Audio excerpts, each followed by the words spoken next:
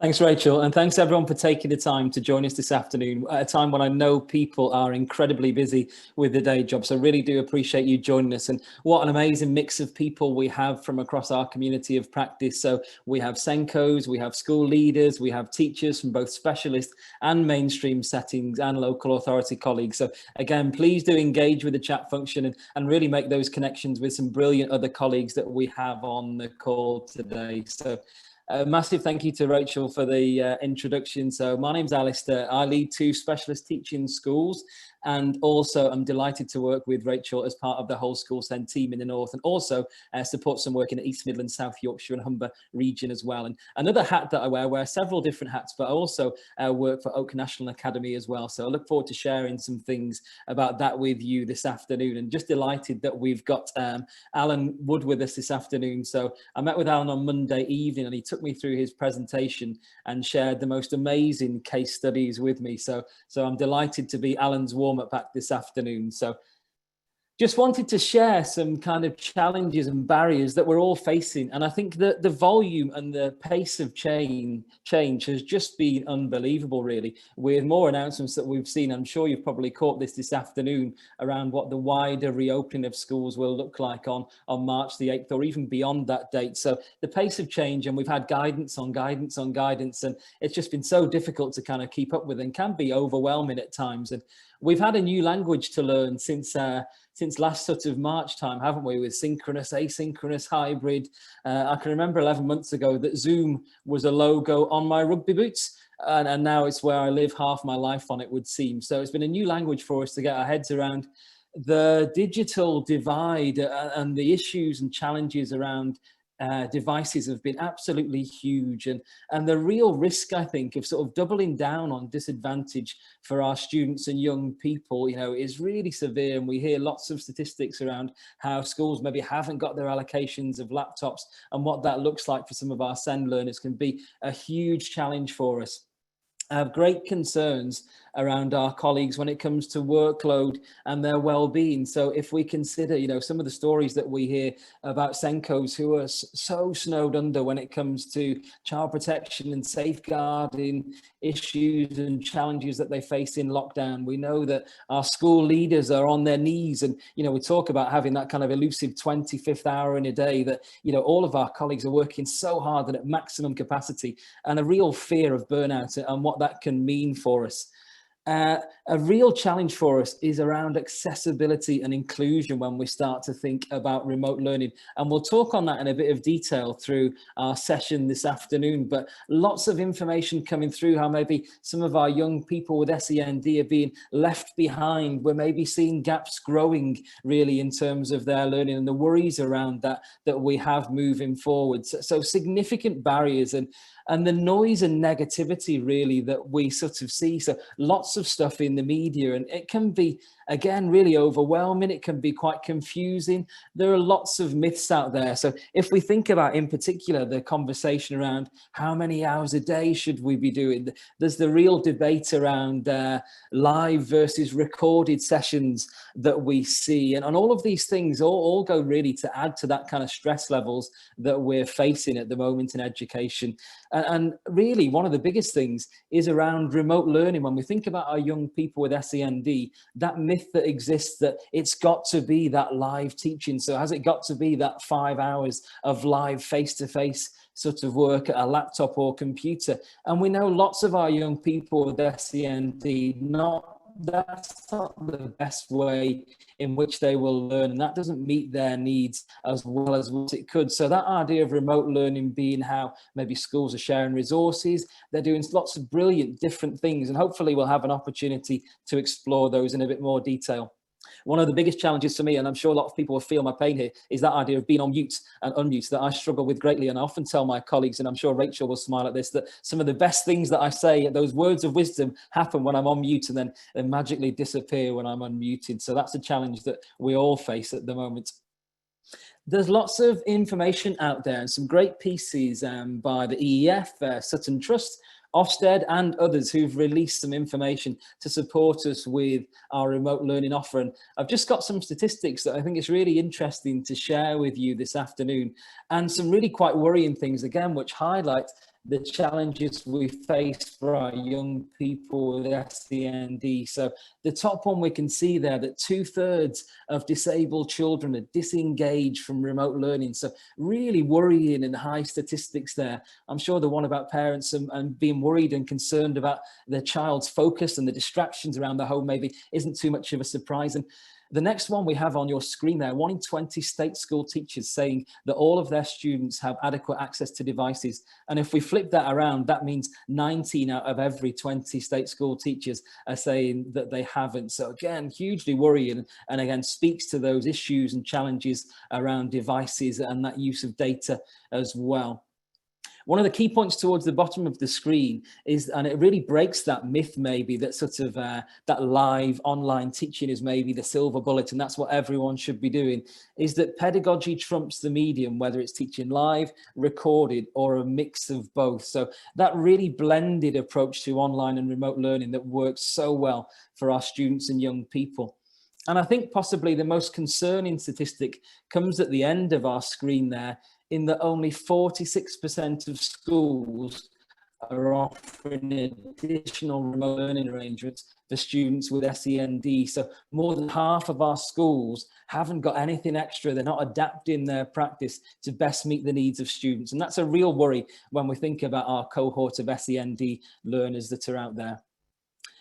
Just something I wanted to share. So one of the hats, as I mentioned at the start, that I wear. So thinking back to last April time when we had the blazing hot weather. So again, looking out of my window now with kind of frost and snow on the ground, it's a bit different times in this particular lockdown. But I had a phone call asking if I'd be able to support the work of Oak National Academy. And I didn't have a clue what Oak was in them days. Anyway, fast forward 11 months and a real whirlwind experience working with some amazing colleagues. And I think just what I want to do is share some of my experiences, share some of that learning. So I started off with Oak and had the experience of being in front of the camera. So that really cringeworthy thing when you're recording yourself teaching, thinking, do I really sound like that? Is that what I really say and sort of look like? Through to leading physical development as a subject area. And then more recently, since September, leading the specialist offer and the development of that for Oak National Academy. So again, worked with some incredible colleagues and just really hope to share some of those things and perhaps a few ways in which Oak might be able to support the work that you're doing in school and align with the great stuff that you have going on in your setting. Just some brief numbers from Oak, really, and I struggle to get my head around these statistics and always look a fool because they change so quickly. So I'm sure these figures are out of date as of today, but just to give you an idea of the scale and reach of Oak, really, in terms of the number of those lessons that have been delivered, how many young people are being supported and are learning with Oak. And the exciting thing is, for me, is that we have specialists sitting alongside mainstream on such a huge national project. So lots of us as specialist practitioners will always say, you know, sometimes we can be forgotten about and we can be left out and we can be an afterthought. So to have SEND alongside mainstream on such a big project is really quite exciting for me. And some of the best feedback that we could ever have really from Oak is that 90% of users would recommend to a colleague.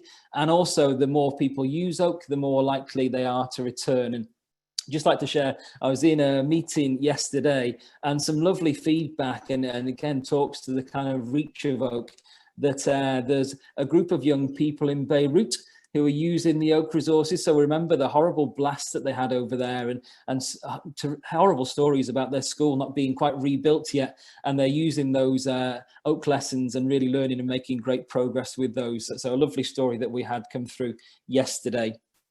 In terms of the Oak offer and maybe how it can support you with your practice in school. So it was very much built around pillars of inclusion, accessibility and aspiration. And I was really pleased to work with our Oak colleagues on the mainstream side of the offer in terms of how they could adapt their practice and make their lessons inclusive for all young people who would access them. So young people with SEND included. And there are a number of things there, including captions, the presentations they put together in terms of fonts, in terms of the colors they use, the resources they use to make that learning accessible. Also, on the other side of things, on the specialist offer, which is more my kind of area, really, There's a really broad offer on there in terms of the subject domain. So we have communication and language, there is numeracy, there's a great independent living offer, there's creative arts, and also physical development, and a really fantastic therapeutic offer as well there that we've had feedback has supported so many families when it was difficult for professionals, speech and language professionals and OTs to get into the home. That offer really did support them and their young people. We had some fantastic feedback throughout, and again, really keen to get the feedback of colleagues on the call today. But in terms of making some of those lessons accessible, so in the first iteration of Oak, you'll have seen lessons where it would be someone on screen saying, "Hi, my name's Alistair and I teach year 3." And in reality, that lesson may have worked brilliantly for a 14-year-old, but how do they feel? What does that do for their self-esteem if they're accessing a year 3 lesson? So responding to that feedback, we've taken those things away so that teachers can direct students to kind of the lessons that are most appropriate for them and make that offer a bit more personalized for them. So a real opportunity, I think, to be quite flexible in terms of how you will pick and mix those resources that align most with those within your school setting and curriculum. From the specialist offer, we go through different stages. So early development, which is working more of an engagement level, and then building through really for our more semi-formal learners up to our masterclass sessions, which I would say would suit anyone. And I certainly enjoy watching some of those. So again, hopefully something to support all students across that mainstream and specialist offer there with Oak. Some different and really creative ways that colleagues are using the Oak National lessons and resources. So I think the idea of kind of isolating students and closed bubbles and in lockdown periods, that ability to be able to go and have access to those high quality resources really quickly and to be able to set them, I think has worked really well for a number of schools. We've recently had some really exciting feedback about how schools are kind of doing. And again, we think about this language and jargon of flipped learning, where they set their young people the Oak lesson, but then they join them at the end for that live feedback, which only they can do. And that's so, so important. And a really interesting one around team teaching, where again, a teacher has kind of shared their screen and they've played the Oak lesson, but they've paused it at various points and they've come in and they've kind of been able to ascertain the learning from their young people, to ask them questions and see how they're getting on, provide different examples. So again, that's quite an exciting way people can use those resources. Thinking about staff who are working now more than ever, maybe outside of their specialism, when we think about how tight bubbles are maybe kept in schools and that lack of ability to get specialists to move around different classrooms there. So for me, I'm the world's worst artist. So the thought of teaching an art lesson fills me with dread and brings me out in a cold sweat. But the ability to look at those Oak lessons, to take ideas, to see the kind of activities, or even to join in and run that lesson and to sort of copy that, is a different way we can support teachers. And that again sort of fills into that idea of how CPLD and training. So lots of colleagues who are watching those lessons, they're having a look at the thought processes, the pedagogy behind some of those lessons, and using that as kind of training for groups of staff, which is quite exciting as well. If we think about our students and young people, we think about those holiday periods sometimes and weekends where we take that kind of structure away, and we know there can be a real regression in learning, and that can be where our students struggle sometimes. And it's amazing to think that we have a set of resources, we have a platform now where we can have that repetition and overlearning, which we know is so important for our young people with SEND. And we've seen some great outcomes and some really positive feedback, how that's supported students across the pandemic. And just sparing a thought really for our colleagues, and hopefully we have some trainee teachers and some early career colleagues on the call with us today. This would be the point in time where it's really exciting, where you can get into each other's classrooms, you can see different colleagues working and share their expertise. Yeah, obviously COVID is really preventing us from doing that at the moment. So we've had lots of feedback from universities and ITT providers in that they're using some of the Oak lessons where they're watching the teachers and again sharing those ideas and thoughts there. And a final point really is around curriculum. And I think that idea of curriculum development. So I think the Oak curriculum is probably the most scrutinized curriculum I've ever seen. I think there are probably not many colleagues at the DFE who didn't have sight on that curriculum. So that ability to have a look at that, align your own resources with that and see what that looks like, again, I think is a really interesting thing to consider. And I think probably one of the big messages would be around that idea of don't reinvent the wheel. So there are real high quality resources out there for us to make use of. So, really would advise against colleagues trying to recreate some of those things and to put your energy into those things that matter the most and that are really, really important. So I think that's something really important message to get across. And I think there's maybe some things out there that maybe sees the OAK lessons as cheating. And I've heard that said that, oh, it's cheating if you use one of those recorded OAK lessons. Whereas I would say there's lots of amazing things OAK can do. What it can't do is have that relationship with your students that you know so well. So if you're able to kind of reduce that workload and use some of those resources and focus on the things that are really important, that feedback those relationships, I would certainly recommend and advise that there.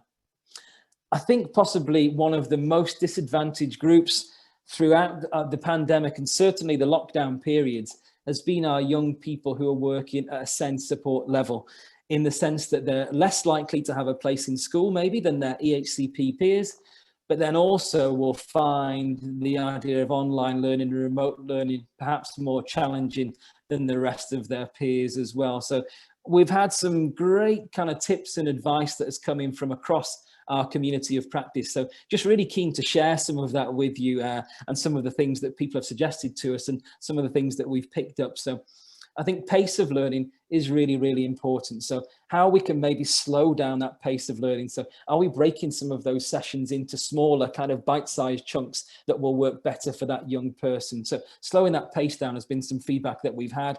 And again, really going on to that idea of overlearning and repetition.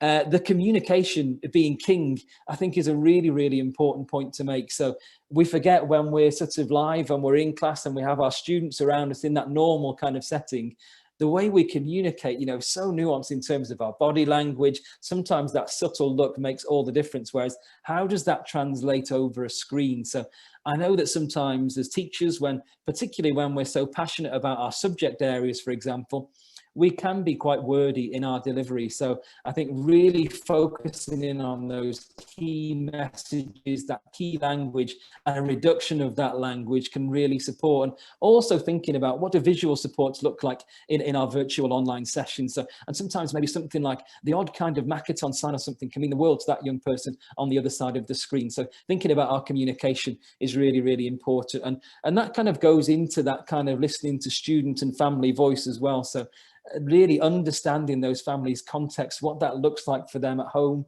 the challenges they face, and how they can play a larger role in that learning. So there's a great flow between home and school there.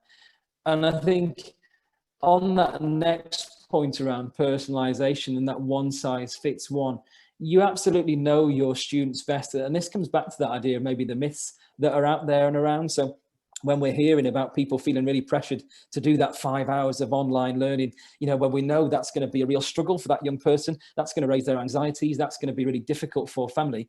Whereas actually knowing your students and saying, for some examples we've had in where maybe a sensory story that we have could be really great remote learning offer over the course of a week for a young person, as they'll build up stage by stage. And again, they'll do those things again and again. They'll explore and do all of those different things. That could be a great remote learning offer for them, and not overloading those with too much input and too many things that we know will be really challenging for them.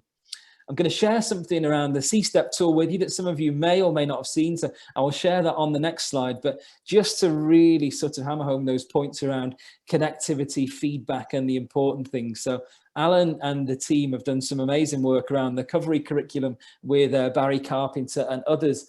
And that's going to be so important for us moving forward. We know our young people have experienced a real sense of loss through this pandemic, and loss could be not being able to see and be around their friends. Loss could be having a lockdown birthday, which I'm sure a number of us now know is a really rubbish thing, all the way through to sadly losing a family member, maybe a grandparent or an auntie or uncle, or even a parent. So that idea of a recovery curriculum, that connectivity is going to be so important for us moving forward. And when you do have that contact with a young person, that might be the highlight of their day. They may not have had that interaction with any of their friends or any other people for 48 hours or more. So important, that connectivity and that feedback that we have. And the bottom one goes without saying in terms of making that really engaging and fun, because it's really challenging out there at the moment for our students and young people. So again, those highlights, that learning there, being around friends, being really active, fun and engaging for them. The C-STEP principle that we have on screen there, and again, this is a great tool that I think can be used in all of our practice, really, whether that's in school or remotely as well, but just to highlight how we can make all lessons, all of our learning really accessible for our students and young people. So it's thinking about really when we're planning those activities and resources around how we communicate with our young people, it's thinking about the space, whether that's at school or at home. So what does that space, what does that environment look like? Thinking about how can we maybe adapt the task? So how can we change that task? How can we think about the equipment and maybe using different bits of equipment to make that activity, that learning accessible? And also how people will support us. So we had some lovely feedback from Oak again, in terms of how parents and siblings were almost translating some of those lessons, and that idea of kind of family learning, which for our older colleagues on the call, maybe we'll think of that a while back. Family learning used to be a big thing. How those can be really positive experiences for the whole family there. So really do recommend using the C-STEP principle. That's a poster that I have on the wall. It's a prompt. And again, I think if we use that correctly, we can make all learning, all lessons, all activities accessible and inclusive there. And a really important point as well to make, I think, is around serendipitous learning. So I think those things that happen, so it's not always that really highly structured kind of content. It's those things. We had a real dumping of snow over the weekend, and just the joy and value of that serendipitous learning. So going out in the snow, having fun, those interactions, those communications, lots of tiny ones that I saw when I was on a walk in the snow, thinking about kind of hot and cold and wet and so many different things. And also, I think around that learning around the home, so that helping around the house with making lunch, making snacks, all of those things, that ability to be independent that we know is so important for our SEND learners. So how can we make sure that we build that into our remote offer and really place a value on that learning that's so important? Really challenging and dark times that we're going through and we've faced across the last 11 months. And again, when we think about the pressures that we're all under in a number of different ways, it can be really, really challenging for us. But I do think there have been some real positives that I hope we can take as a profession forward. And there have absolutely been those silver linings. So it's really, really important that we kind of look to those silver linings. And at this point, I'm delighted to hand over and share to Alan, who's done the most amazing work with the Evidence for Learning and the Learning Shared community. Really incredible work. And when we spoke earlier about that idea of the 25th hour in the day, that's something, the amount of work that Alan gets through and still so positive and looks so fresh-faced is amazing. So really looking forward to hear some incredible case studies from Alan and the Learning Shared community. Thanks, Alan. Thanks, Alistair. Can everybody see my screen okay? Thank you. Thanks, Great. Alan. Yeah, thank you for that introduction. And look, I'd like to thank Rachel, Francesca, Mia, and the whole School SEND team for involving me in this conversation. I think it's a really important conversation. I think it has ramifications and opportunities for how we shape education and provision for learners with SEND long beyond this pandemic, and we sort of return hopefully sooner rather than later into more familiar ways of working. As Alistair said, I've really been asked to, I guess, represent what we call the Learning Shared community. So I thought I would start with a little bit of an introduction to the Learning Shared community and Evidence for Learning. Some of you, I've seen some faces and names on the chats, and there's a number of colleagues here already, but let's start with Evidence for Learning. EFL is, as it's commonly referred to by schools, is an app and a set of tools that allow schools to capture and assess engagement and learning. You can think of it as making it easy to create a picture of what learning looks like over time for the learner. If you like, case studies, lots of little case studies, and that's part of what we're going to be looking at today. Crucially though, that picture that's created of the learning can be linked to outcomes. Those could be outcomes within an education, health and care plan. There could be individualized learning outcomes that have been developed by the school. It could be academic frameworks. There could be accreditation. It might be using the engagement model to be able to understand that learner's point of need and their level of engagement. And it could be any other indicators that you're using as a school: well-being, your curriculum vision, maybe any assessment tools that you're using. We've really developed EFL so that it will empower evidence-based conversations about a whole range of school development matters, but primarily learning, teaching and curriculum.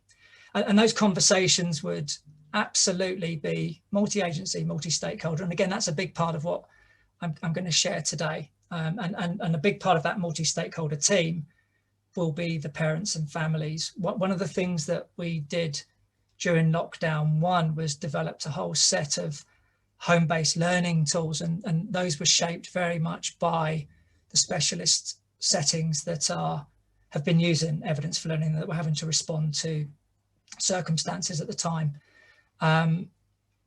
We're very fortunate to be surrounded by an expert team of advisors and partners.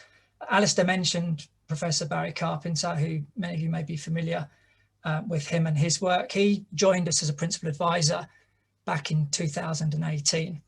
And to give you some sense of the size of the community, right now EFL is used, as of at the beginning of 2021, by just over 450 specialists and settings. That's schools, that's colleges, that's alternative provisions. And what's really interesting actually is that we're seeing more and more mainstream schools looking at it for their learners with SEND. And that's really obviously an interesting and exciting area of research and development for the whole community. So let's talk about the community for a second. I guess back in 2018, we started to see a real appetite for collaboration. A lot of the schools were wrestling with a whole range of issues. It was right in the thick of the Rochford Review.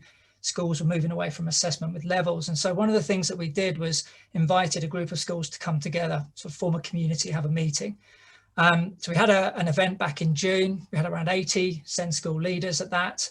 And it was a huge success. There was a real buzz in the room. And so following that, we set up a whole bunch of meetings progressively. And over the years, it's pretty much grown exponentially. So we got to a point in June 2019 where we had around 220 leaders, SENCOs in a room. So you can imagine there was a hell of a buzz in the room on that. And these leaders, this community, are talking about all things SEND. You know, they're talking about curriculum, assessment, preparation for adulthood, a whole range of things. Interestingly, what we weren't talking about at the time was remote learning and home-based learning, which is interesting. And then, so back in May 2020, we launched I guess we formally sort of rebranded that community as the Learning Shared community. We also at the time launched what we've called the Learning Shared podcast. Some of you might be familiar with that. I guess it was conceived as an extension of that community. We were having at meetings some fantastic colleagues getting up and sharing really creative, inspiring ideas, some wonderful practice to a room of 80 or 100 people. And we just thought, well, look, let's create a podcast where we can give these colleagues a larger platform, excuse me, upon which to share some of their ideas. Some of you may be familiar with the work that Barry Carpenter did with Matthew Carpenter around the recovery curriculum. And that coincided with the launch of the Learning Shared podcast. So Barry, Matthew and I agreed that we would use the Learning Shared podcast to really springboard the recovery curriculum to a larger audience. And so you'll find if you go onto most of the podcast channels that there's 15 episodes that look at how different schools, different multi-academy trusts have been approaching the recovery and reconnection process during the pandemic. It's a fabulous episode looking at mental health and wellbeing from Dr. Tina Ray, which I'd highly recommend as well. So that's the community, and bringing it up to date. Obviously, after the summer, when we reopened our schools more formally, unfortunately, we weren't able to get together as a community. So we went virtual. And we've been, since October, meeting virtually as a group. We've also established a number of working groups. This Monday, we had an inaugural meeting of the Send in Mainstream group. That was co-chaired by Diane Rochford, which is a really exciting development where we're looking at how we support the needs of learners with SEND, identified or unidentified, that are in mainstream provision. And I've put on the screen there a number of the other working groups. So hopefully that gives you a context for where this conversation is coming from. So as I said, Alistair and Rachel have asked me to really share some of the experiences of some of the schools within that community. I've been speaking with schools. It's been my privilege to speak to schools really continuously through this time. When I got the invitation to come and speak today, I reached out to a number of schools and was really overwhelmed with some fantastic case studies. I'm going to share some of them with you now. What I've done with this though, because there were so many, rather than create this as a presentation, I've tried to build it as more of a resource. And I've put on the screen there, follow the butterflies. Because what you'll see is I've pulled out some common themes. So in speaking with leaders, with practitioners, with SENCOs, there were some really common themes that were coming up time and time again. So I've put some of these down on here, and I'm not going to speak to them all, and I'm not going to look at all of the case studies, but I've tried to annotate links to case studies that are within this presentation. So when we share the presentation after today, you'll see there's 110 slides in it. I'm going to touch on probably 10 or 12, and that's about it. But you're very welcome to explore some of these case studies in your own time. So look, let's start with, I guess, what the starting point for everyone has been, which is what is our home learning offer, and how does this interweave with our school learning offer? I mean, it's been said by Alistair really eloquently, but I'll say it again. I think the important thing, especially in SEND, I would say this is true for all learning, is that home-based learning does not equal online learning. And actually, I'm not a big fan of the term remote learning, because learning shouldn't really be remote either. And certainly with a lot of the learners that we're talking about today and considering, it absolutely shouldn't be the case. What it should be is a multifaceted, a very blended approach. And what's interesting, the more schools that I've spoken with, it's become really clear that it's got to be bespoke to each family and learner. And interestingly, schools were saying to me that the family is almost as important a consideration as the learner. It was really interesting to read the report from Ofsted that came out at the beginning of the week, where they talked about this need to be very bespoke and personalised in that provision, in that offer.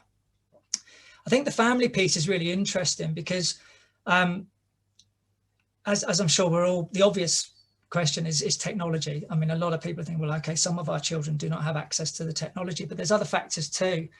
Language is a big one. I was in a meeting on Monday, it was that Send in Mainstream meeting, and one of the colleagues who's leading a resource provision in West London was saying that not only his challenges consist not only of the fact that he's supporting learners with a range of needs.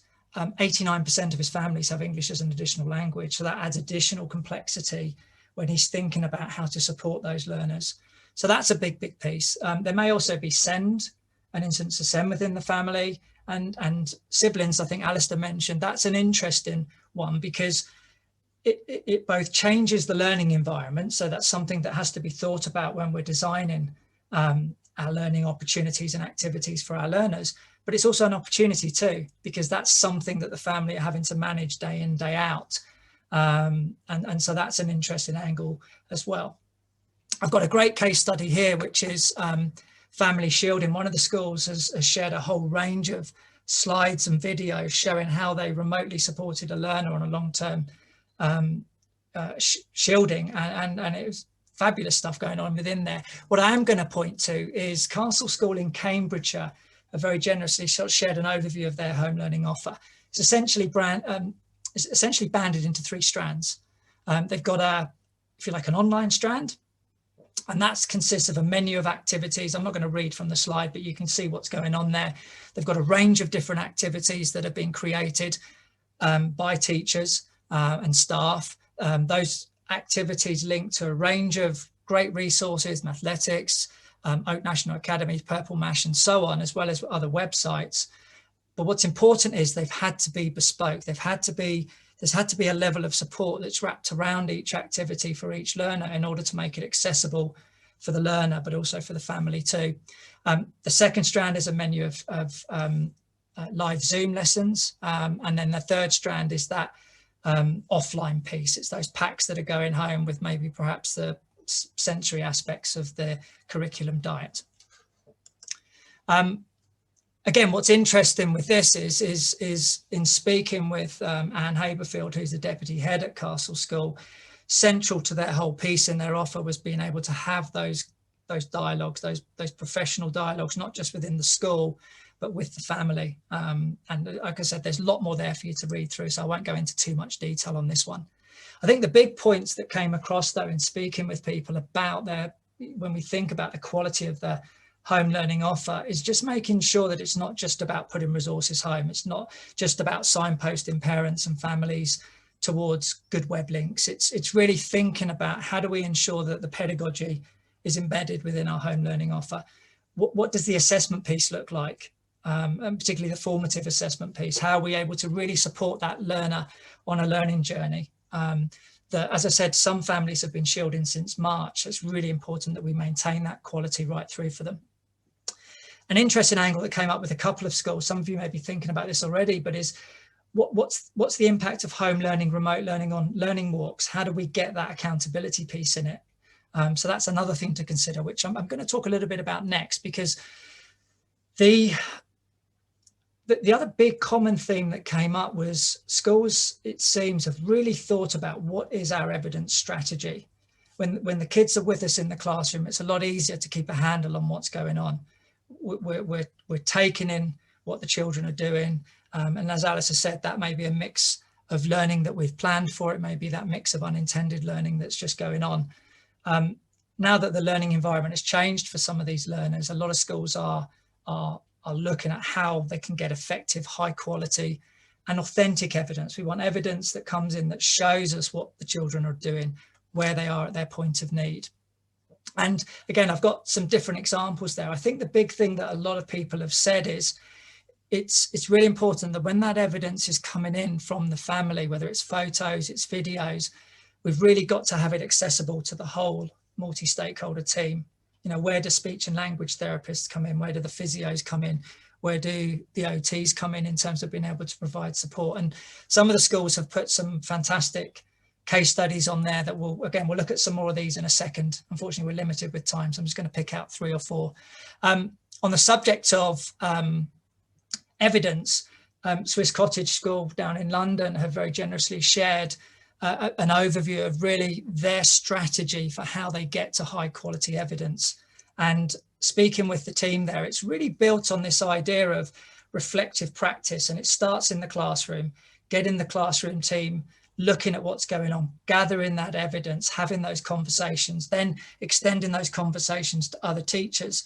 And so therefore extending it into the home and having those conversations becomes more of a natural thing for the teachers. So for Swiss Cottage, it's very much about building a culture of reflection, collaboration, so that when they're going into the home and having those conversations, it's really based on a kind of an equal and mutual understanding and equal and mutual respect.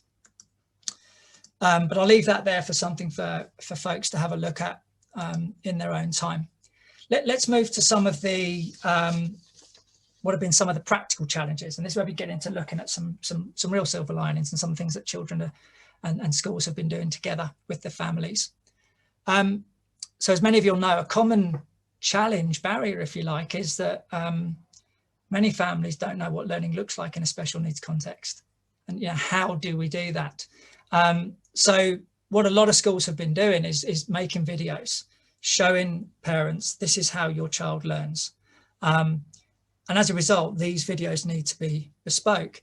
Another important thing that's come through in talking to the schools is just thinking about the language that we use and removing some of that jargon, because there's a greater emphasis now on the families kind of leading that learning with the child or the young person.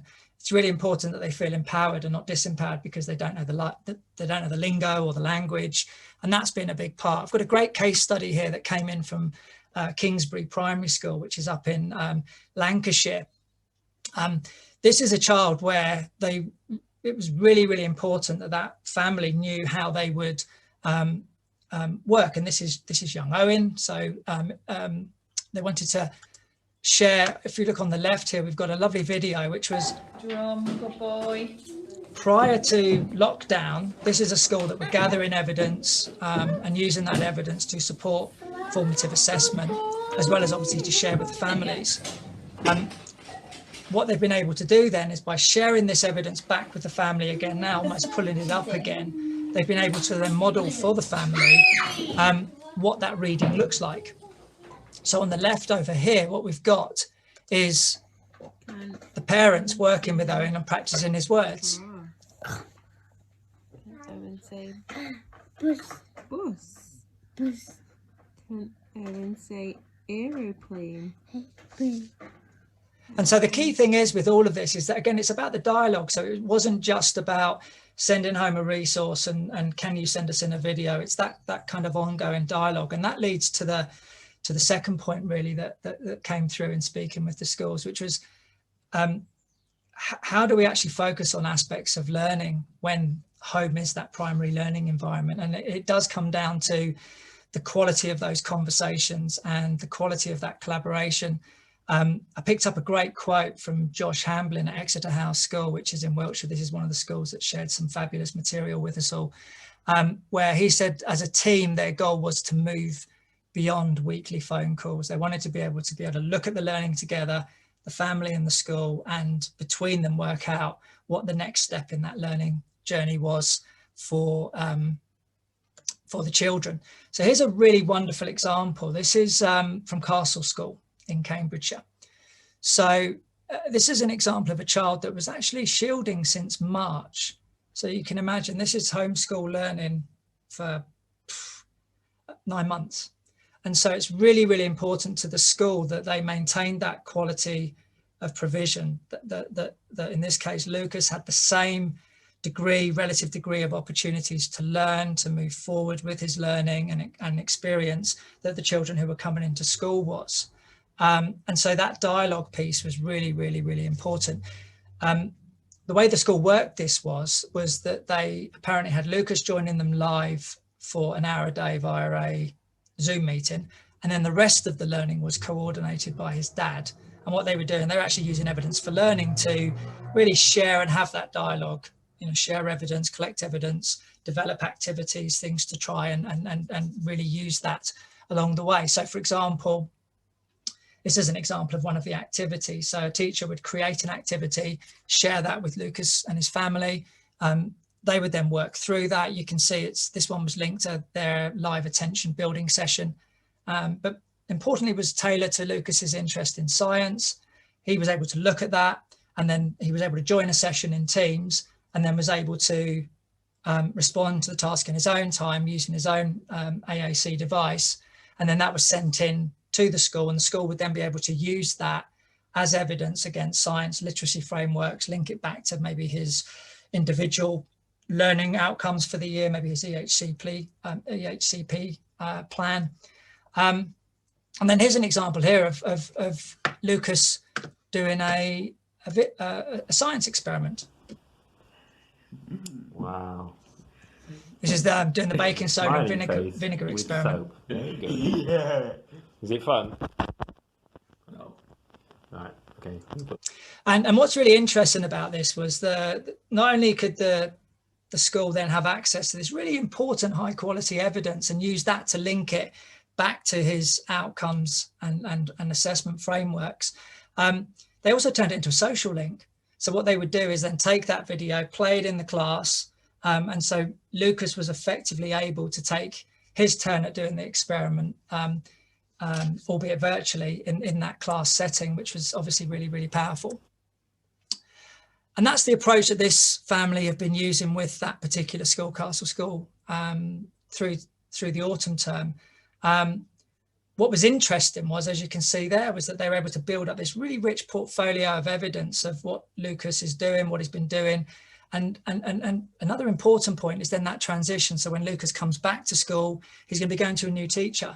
And so that new teacher is able to not just read a bunch of reports, but actually see what Lucas has been doing and really be able to link and relate that back to his outcomes.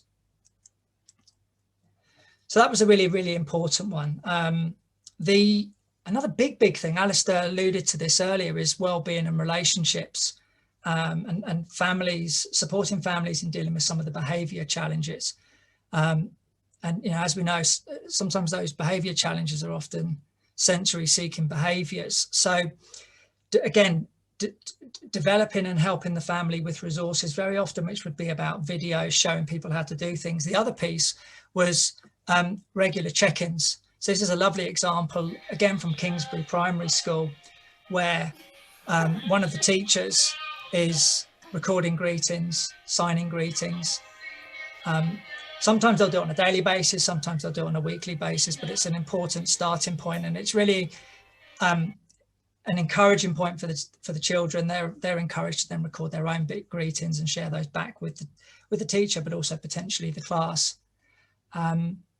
Another interesting point around the relationships piece, as I mentioned earlier, was the sibling factor.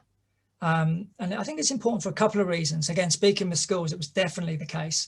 As I said, the presence of siblings in the learning environment changes the learning environment for that child. So you need to sort of think about and address that. And there's a wonderful case study here that we've got, which is Noah and Theo, who are twins.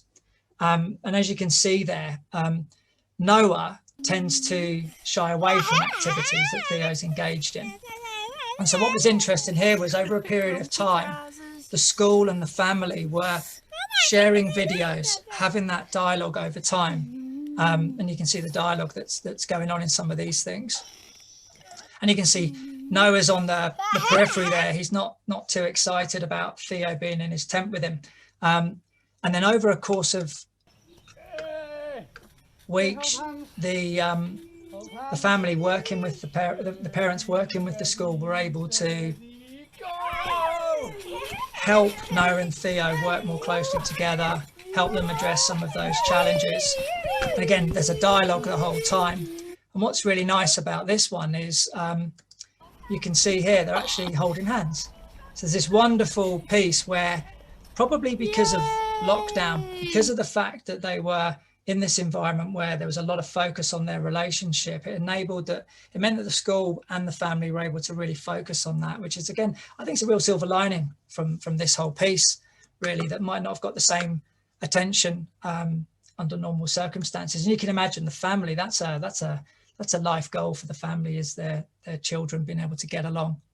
Other relationships are really important. It's a lot of schools have said it's been really important to maintain those relationships between the child who is at home and school. We've got a couple of interesting examples. So I mentioned this, we looked at the science one earlier, but here's another one where the children are doing live lessons back and forth. This is a forest school session where the child wanted to be part of what was going on in the forest school. So the children in school were doing cooking in the forest. And so in this case, the family got the barbecue out, and the child was Alex here was able to cook and prepare food. And again, that evidence was shared two ways back and forth, which I think was really, really powerful. And likewise, they've been doing the same thing within art.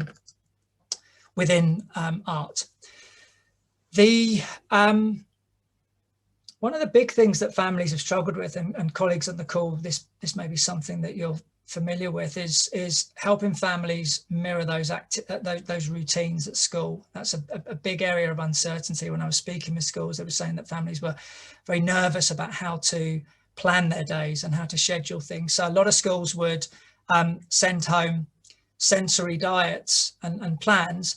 But what they would also do would be collecting evidence of what they've been doing inside school and then sharing that with the families, so that the families were then able to collect their own evidence and share that whole evidence back to school. So again, there was always that dialogue. It was always about the evidence informed conversations. I put at the top here post-16. A number of the schools that I spoke with, post-16 for them was a really big thing, because they needed to think about those critical transitions that are looming, and you know, when the children leave, it's a massive focus on what do they do next. Many of them are pursuing accreditation, so thinking about how that piece is covered as well with home learning. There's a wonderful case study there which I won't go into. And the last 2 points there were thinking about how do we create and share bespoke personalised activities. And the last point was around teacher workload.